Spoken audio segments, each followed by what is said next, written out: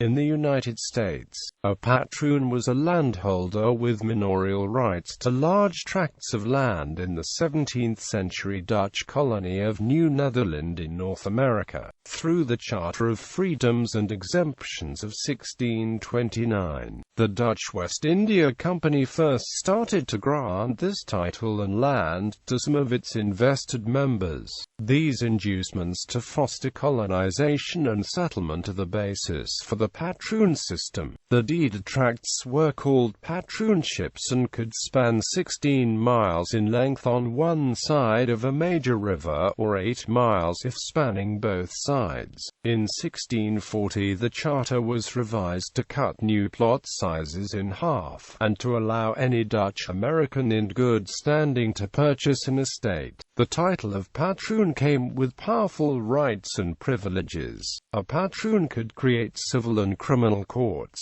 appoint local officials and hold land in perpetuity. In return, he was required by the Dutch West India Company to, sources vary, establish a settlement of at least 50 families within 4 years on the land, or ship 50 colonists to it within 4 years, as tenants working for the patroon. These first settlers were relieved of the duty of public taxes for 10 years, but were required to pay rent to the patroon.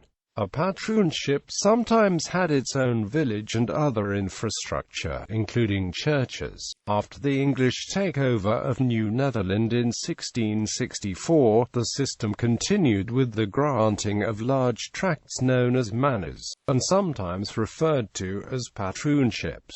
Rensselaerswijck. The largest and most successful patroonship in New Netherland was the manor of Rensselaerswijck, established by Kilian van Rensselaer. Rensselaerswijck covered almost all of present-day Albany and Rensselaer counties and parts of present-day Columbia and Greene counties in New York State. Manor of Rensselaerswijck and Lower Manor at Klaverik.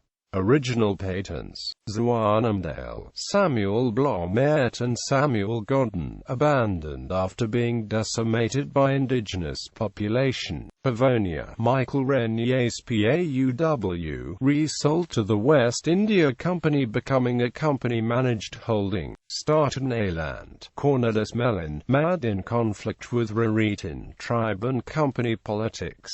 Acticol, aborted at the outset of Kieft's war.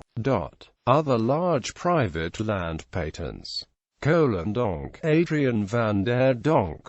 Bronx, Jonas Bronk. Vriesendale, David Peterson de Vries. English manorial grants: Bentley Manor, Christopher Billop. Castleton Manor, John Palmer. Livingston Manor, Robert Livingston the Elder, 160,000 acres. Lloyd's Neck Manor, James Lloyd.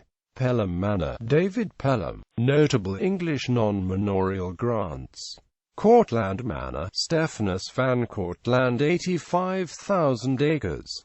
Schuyler Mansion, Peter Schuyler. Castleton Manor, Thomas Dongan, now Dongan Hills, Staten Island. Morrisania, Lewis Morris. Resistance: Jacob Leisler and Leisler's Rebellion. Anti-rent war. Abolition. The word patroonship was used until the year 1775, when the English redefined the lands as estates and took away the jurisdictional privilege. Ethnic Dutch, who were still a substantial part of the population, resented the change and moved mostly toward the cause of the independence movement. After the war, the newly recognized New York state government refused to overturn the law.